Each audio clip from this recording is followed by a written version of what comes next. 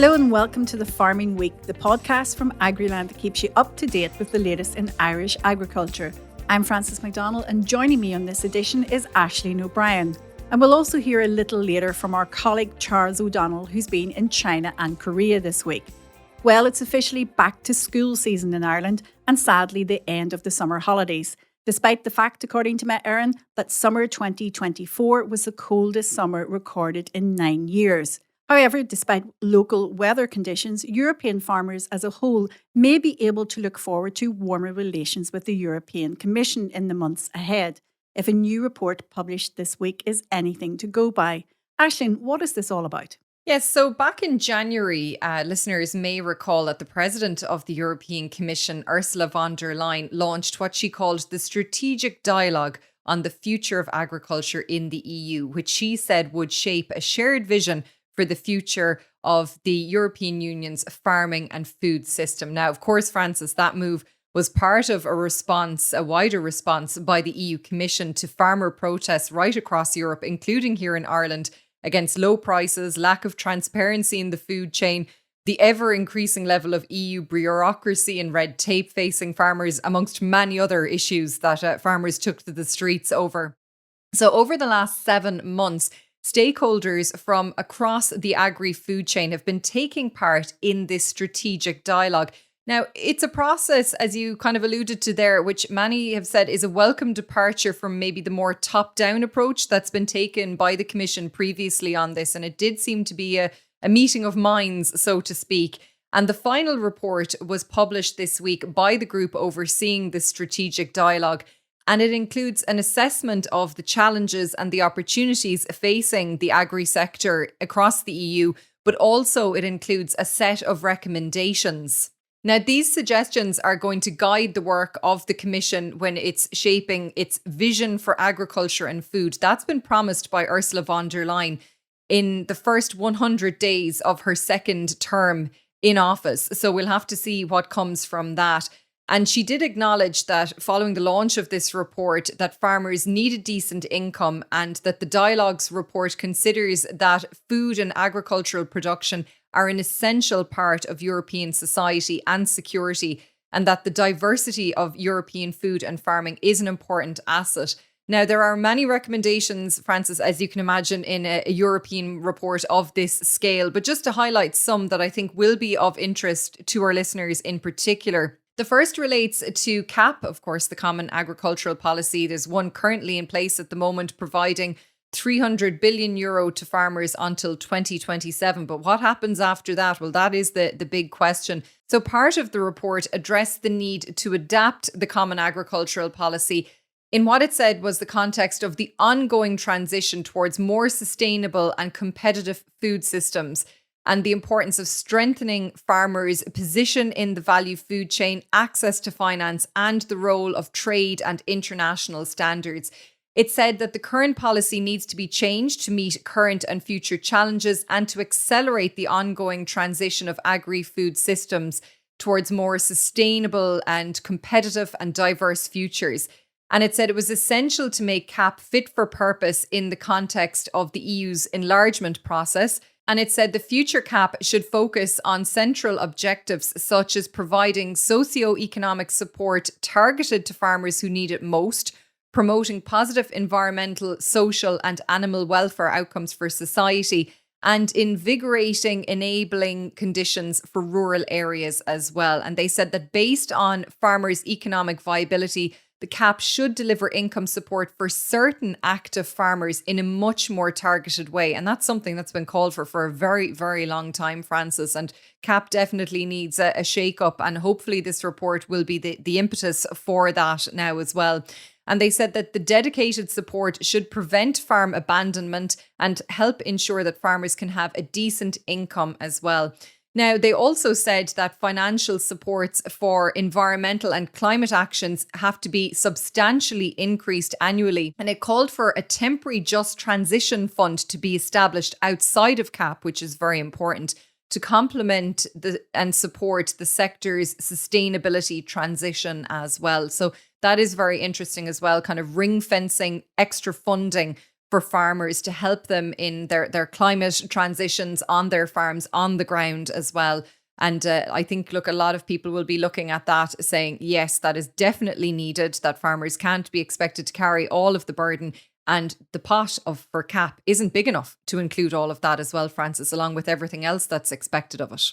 Yeah, and we've kind of been expecting that there was going to be more of a conciliatory approach in the next session now of the Parliament coming up. We've sort of seen all the indicators of that. But has this report been welcomed? I know it's very early days for it. Broadly, I think, is the way I'd read it at the moment. But I think the vast majority of the reaction is saying, right, the report is one thing. Now let's get down to work. Let's put this into action and let's see what happens. Now, Minister for Agriculture, Food and the Marine, Charlie McDonnell, has said that the European Commission is expected to bring forward proposals for the next CAP in summer 2025. And he said that this report will be one of the parts that will feed into that process as well. And he said he was committed to working with the EU institutions and other member states to continue the evolution of CAP and to make sure it's fit for purpose. We've often heard from Charlie McDonnell when he goes over to Brussels to meet with his counterparts over there that the CAP budget needs to be expanded. It's something that we've seen the EU Agriculture Commissioner say repeatedly as well during his term, Francess. So Charlie McDonnell said the development of the report, it followed an extensive engagement with stakeholders across the EU. And it is an important input into the overall process of looking at CAP beyond 2027 as well. Now, the IFA president, Francie Gorman, said that farmers would be taking a cautious approach to this strategic dialogue. He said that the European Commission must use a twin-track approach, is how he described it. One to support food production and the other to enhance climate action. And that goes back to ring-fencing that funding outside of CAP for this just transition, is how they would term it. Now, Copa Cogeca, they are the umbrella group representing over 22 million EU farmers. They also represent co-ops as well across the bloc. They've called for swift and coherent actions to be taken in the wake of this report. They said that they remain vigilant on a number of points in the report, particularly the place of livestock farming and also recommendations around balanced diets. The report actually pointed to improve the sustainable balance between animal and plant-based protein intake at European population level. The report said it's crucial to support this trend by rebalancing towards plant-based options. So I'd say farming organisations will not be best pleased with that part of the report. But the COPA president, Christiane Lambert, said that the report should be viewed as the beginning of a constructive process, which she said would lead to a more balanced and strategic view of agriculture under Ursula von der Leyen. And she said that we have to continue this dialogue and involve the European Parliament and the EU Council in this, all of the wings of the European Union, so to speak. And they also noted that there is a proposal in the report to create a European board on agri-food, which would be a high-level forum, essentially, for ongoing and deeper exchanges amongst the key players at European level, is what we're being told. And that would build on what seems to be, as you say, a conciliatory process, which has been started by Ursula von der Leyen and is going some way, I think, to maybe repair the damage and the narrative that has been out there for so long, that it's kind of a them versus us when it comes to the agriculture sector as well. Generational renewal is also mentioned in the report. Francis Seja, the European Council of Young Farmers, noting that as well. They took part in this 7-month process as well.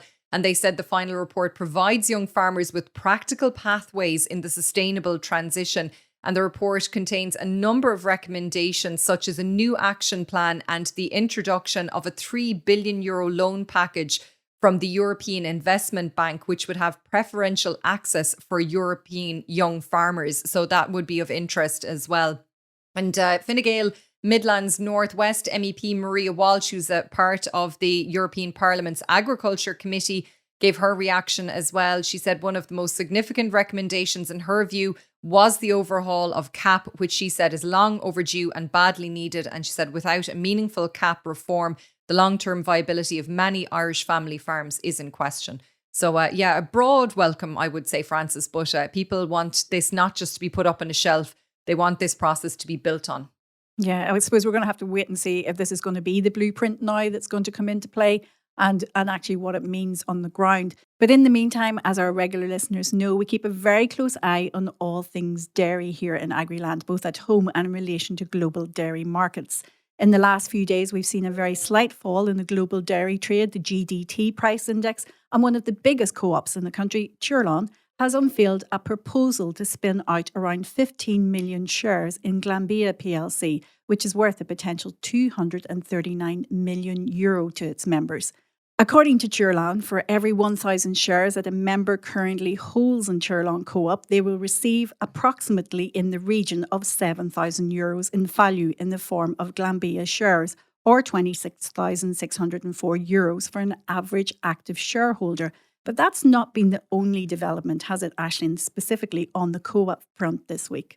Yes, Francess, that's true. Very interesting development today. Arrabawn Co-op and Tipperary Co-op released a joint statement today, Thursday, confirming that they have entered preliminary exclusive discussions regarding possible integration of their operations, including potential amalgamation, which would be a merger in layman's terms.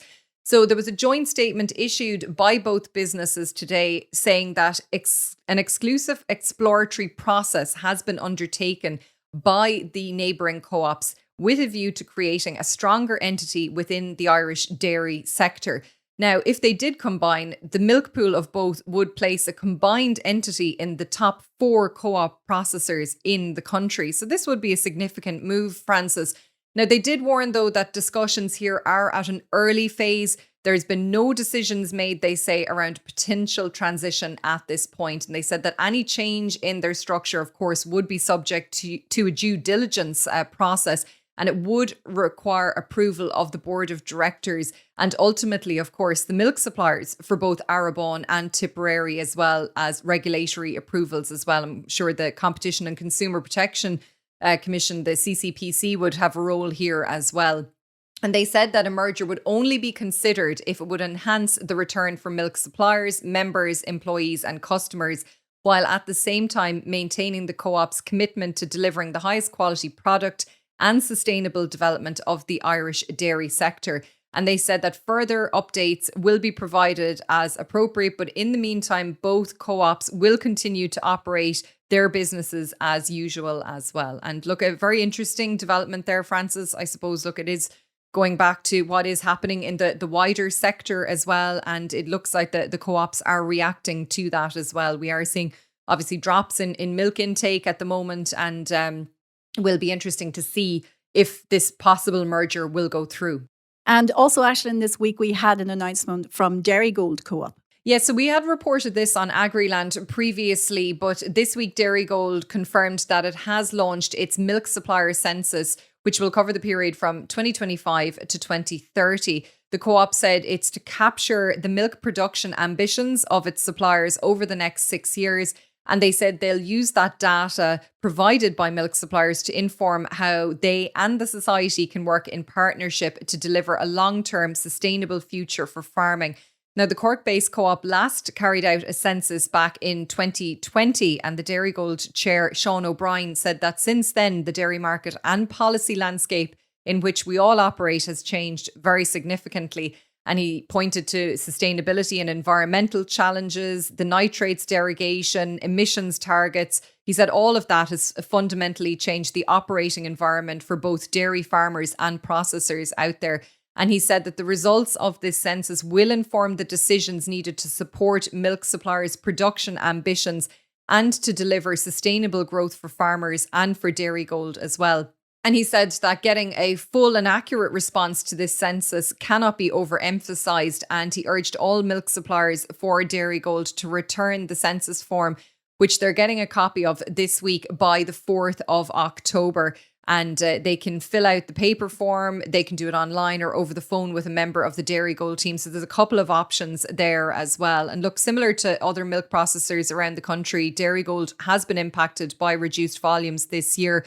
Last month, they told Agriland that 2024 milk supply volume was then running at about 6.3% behind the previous year, with an annual forecast for 2024 of around 1.36 billion litres, which would be about 3.5% lower than 2023. but that would be based on a strong finish to 2024 as well. So Dairygold also making moves this week.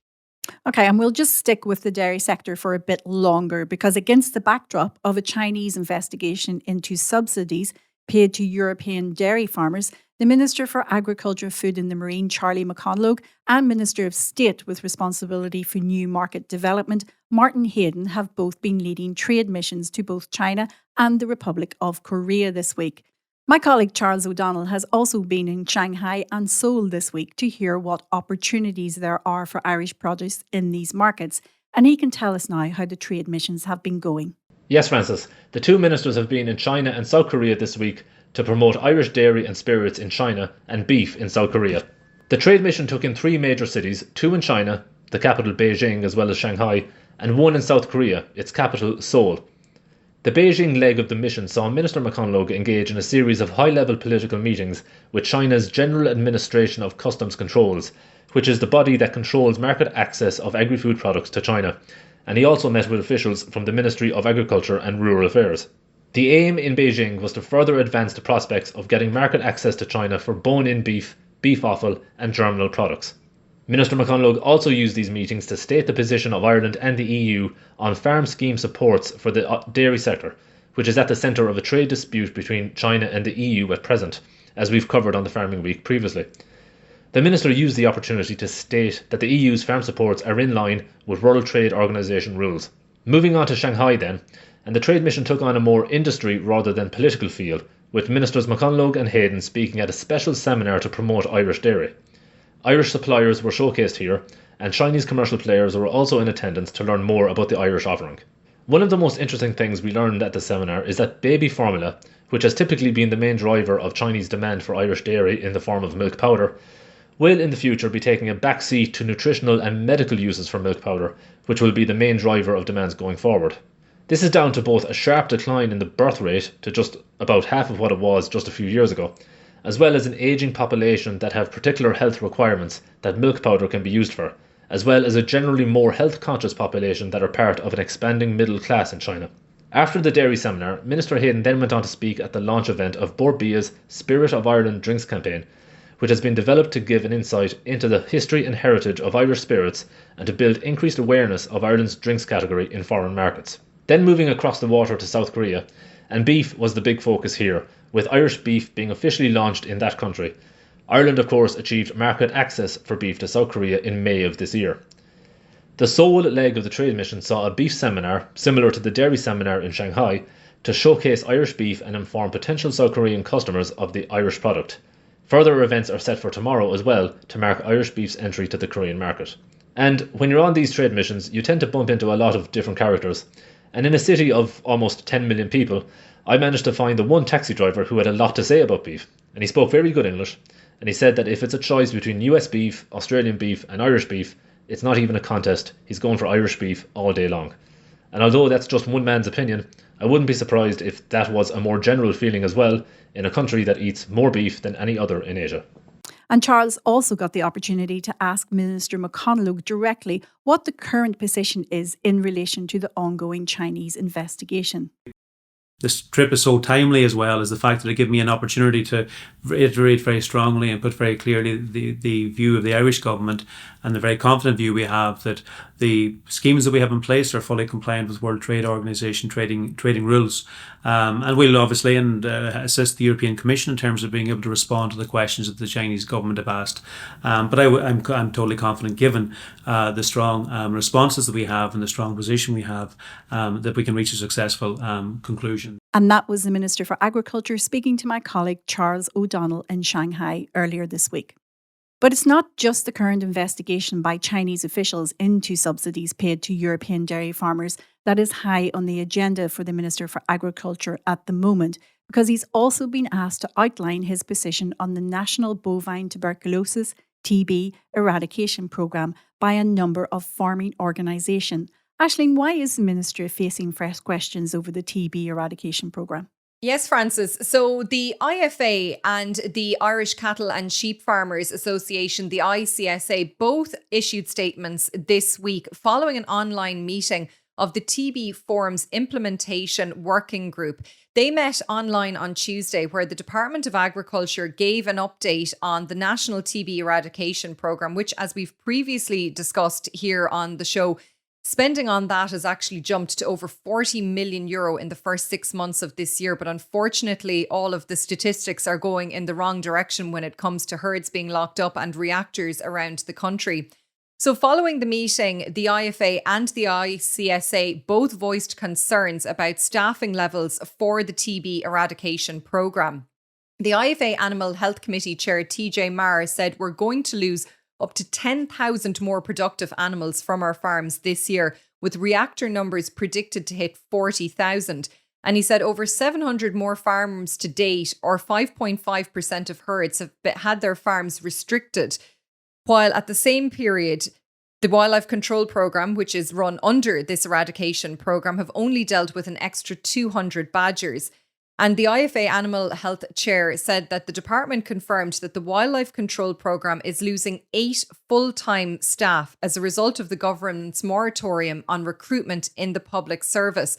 And he said that, interestingly, no figures were available during the meeting for the broader impact of this moratorium on staff resources across the veterinary and technical officer levels in the TB programme. And he said these are critical areas in investigating and resolving TB breakdowns and ensuring the timely removal of reactors, which he said, of course, are vital if we're to get TB numbers back under control.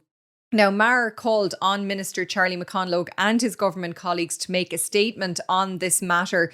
And ICSA Animal Health and Welfare Chair John Barron echoed this, and he said that Department of Agriculture officials during that meeting had raised concerns about their ability to fully implement the TB eradication programme due to shortages in both financial and human resources. And he said it was simply unacceptable, especially as the number of reactors is increasing out there and the hardship that is caused by TB breakdown on a farm as well. And he said the shortage of personnel has long been a serious issue nationwide, with fewer and fewer people available to carry out the important work of the TB eradication programme. And he said staff shortages also impact, as well as what TJ Maher said, how swiftly reactors can be removed following a breakdown. And he said instead of recruiting staff, a moratorium on hiring new personnel has put in place, meaning that these issues will simply persist. Yes, because we had heard from the Secretary General of DAFM, Brendan Gleeson, earlier this year that TB in Ireland had reached a point where he said a different approach was needed to tackle the disease. And he had described it as a very significant issue. So it's obviously an issue that DAFM are looking at whether they need to change their strategy. Yeah, and we are seeing farmers on the ground are very concerned, Francess. Farm organisations are holding meetings around the country about this as well. TB was raised at a recent meeting held by the IFA in County Clare. The Irish Nature and Hill Farmers Association held a meeting down here in Kerry as well about TB. Farmers are very, very concerned about where all of this is going. And look, the minister, there is pressure on now him just to see what they can deliver in terms of improving staffing levels out there, because that is what we need out there. We'll need boots on the ground to make sure that this wildlife control programme is adequately resourced and is properly implemented on the ground as well. Yeah, because we've seen the impact on farm families when you're watching the lorry drive away from your yard, and it's just so devastating when you have TB.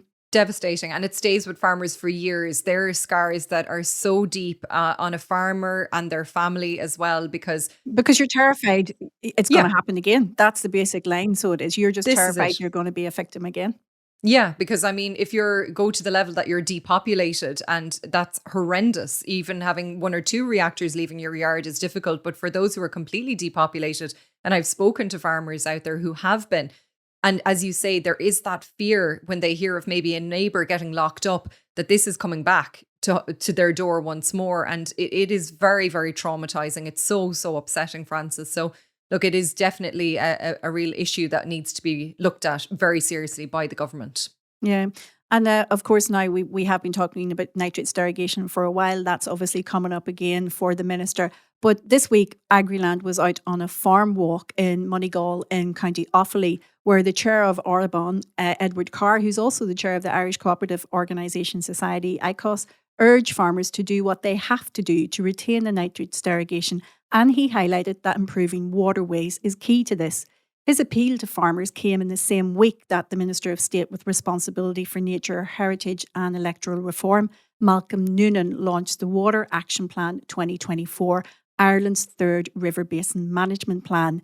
Key actions in this plan include tighter controls for the use of fertilisers that impact water quality, a greater focus on compliance and enforcement with 60 new staff at local level, and a target of 4,500 farm inspections per year. And you can find out more about that plan on our app or at Agriland.ie. Now, we couldn't let this week pass, Aisling, without mentioning the launch of an event that is in all our diaries for later this month. And that is? Of course, it can only be the National Ploughing Championships, Francess, because the countdown is well and truly on. Our colleague Louise Hickey went down to Ratheniska this week for the official launch. There was Irish dancers on cue, there was hounds and huntsmen up on horses, and of course the NPA, they're in full force as well, and preparations well underway now in Ratheniska.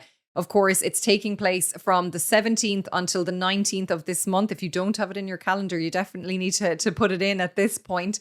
And all of our favourite attractions are set to return this year. We're being told everything from fashion shows to sheep shearing. Of course, there's going to be ploughing, and there's going to be live music, dancing, and all of the rest of the trade stands. And of course, Agriland will be front and centre as well in the centre of the site. So make sure to pop in and say hello to us if you're going to the National Ploughing Championships this year. Now, look, of course, we're hoping for good weather.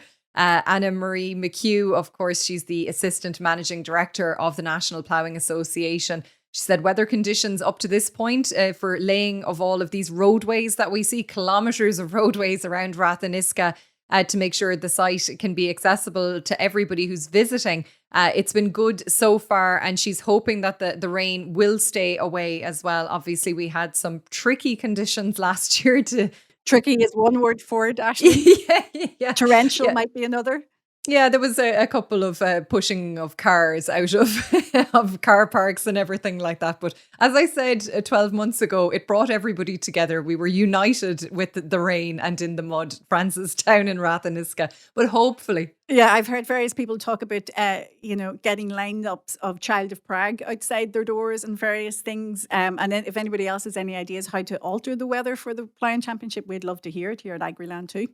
Absolutely. Whatever the equivalent of a rain dance is, but for dry weather, we'd very much appreciate that as well. And of course, there's going to be hundreds of thousands of people will descend on the site, this year as well. And there will be a lot of people ploughing they're down there as well. And in addition to the regular ploughing classes, the national classes, the European Vintage Championships are taking place on Tuesday and Wednesday as well. And there'll be participants from England, Scotland, Wales, Northern Ireland, Belgium, of course, Ireland and Germany as well. So there's lots and lots to see. And we did catch up with the current national champion and world ploughing champion, Eamon Tracy, who we spoke about recently on the podcast following Ireland's double win on the global stage. And he told Louise that he's looking forward to facing his competitors this year, but I'm sure it won't be easy. Looking forward to this week.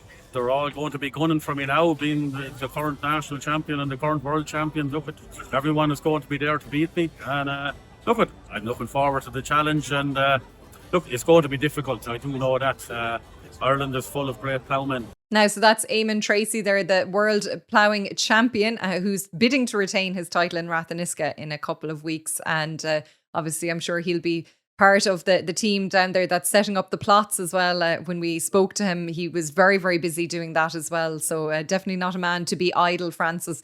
And for those making their way to Ratheniska in 2 weeks' time as well, Gardaí have reminded everybody just to adhere to the traffic management plan. Regular visitors to the ploughing will know there's all these different routes, but don't worry, Agriland will keep you in the loop. So make sure to stay tuned to the website and the app, and we'll give you all you need to know to access the site closer to the time. And just before we go, I wanted to mention a story from our technical machinery specialist, Justin Roberts, that has been really popular with our readers this week. And it's all about a Massey Ferguson 135, which, Aisling, I believe hails from your part of the world.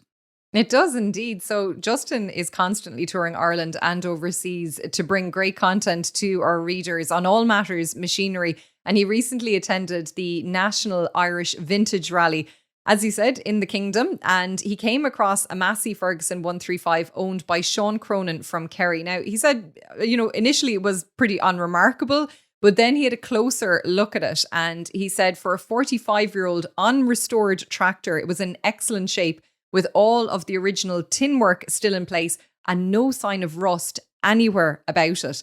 And he said it was still looking good and in excellent working order. It cost 5,000 punts back in 1979. And what makes it even more remarkable, Francess, is that it had spent 2 decades on yard scraping duties. It's still in light use today, and it does the occasional small job around the yard or topping as well, with an actual topper that was purchased in 1970 by Sean's father for 130 punts.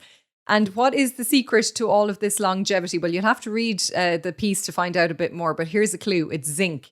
But it's a really, really lovely piece, and it's really grabbed the attention of our readers this week. So well done to Sean and his family. They've clearly minded that Massey, and it looks like it'll have a few more years yet, because I think there was something like 14,000 working hours on the clock when Justin came across it.